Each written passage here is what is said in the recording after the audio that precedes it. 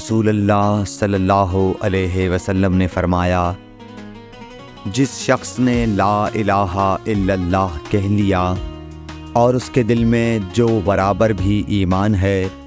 تو وہ ایک نہ ایک دن دوزخ سے ضرور نکلے گا، اور دوزخ سے وہ شخص بھی ضرور نکلے گا جس نے کلمہ پڑھا اور اس کے دل میں گیہوں کے دانے برابر خیر ہے، اور دوزخ سے وہ بھی نکلے گا جس نے کلمہ پڑھا اور اس کے دل میں ایک ذرہ برابر بھی خیر ہے۔ صحیح بخاری حدیث نمبر 44۔